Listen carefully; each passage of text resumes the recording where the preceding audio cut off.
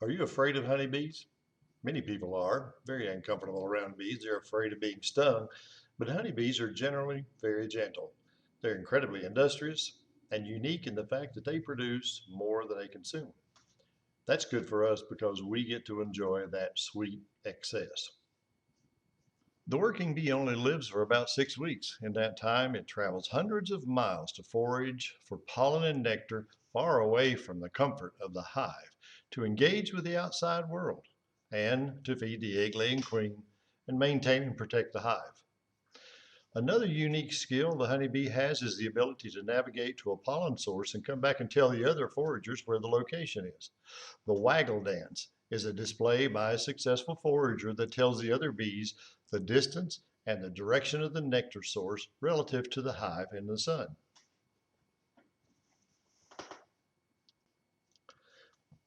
What an incredibly complex function this is for an insect that only lives for a few weeks, to be able to communicate and comprehend this complex information. Bees were working this way for thousands of years before we discovered the magnetic compass, astronavigation, and the global positioning system, or GPS. The honeybee is one of God's great creations. Why doesn't God call us to stay inside of our comfort zone? Moses was an orphan. He was raised in Pharaoh's court, murdered an Egyptian. He fled to exile in Midian. He was slow of speech and tongue, but he obeyed God, becoming the leader of the Hebrew exodus from Egypt and mighty in words. Gideon was just a simple farmer. God sent an angel who said, "The Lord is with you, mighty warrior," when he was only a simple farmer. God told him to tear down the altars of Baal. He was obedient and he was successful. And then there was Jonah. He was fearful and disobedient when God told him to deliver a message to the wicked city of Nineveh. But rather than obeying God, he fled the wickedness of Nineveh in fear, and he rebelled against God's instructions. But eventually he obeyed God, put his confidence in God, and was a sign to the people of Nineveh, the people who repented in word and deed.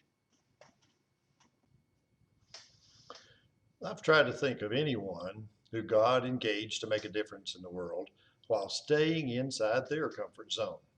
These and other change agents had to first see God as their comfort zone in order for their faith to enable them to do the impossible, the difficult, the uncomfortable.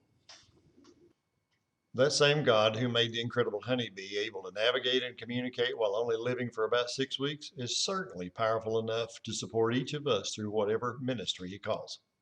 John 15:7 says, "If you abide in me and my words abide in you, you will ask what you desire and it will be done for you."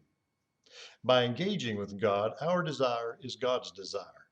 Our time, our talents, and our tithe are his. Thank you and God bless.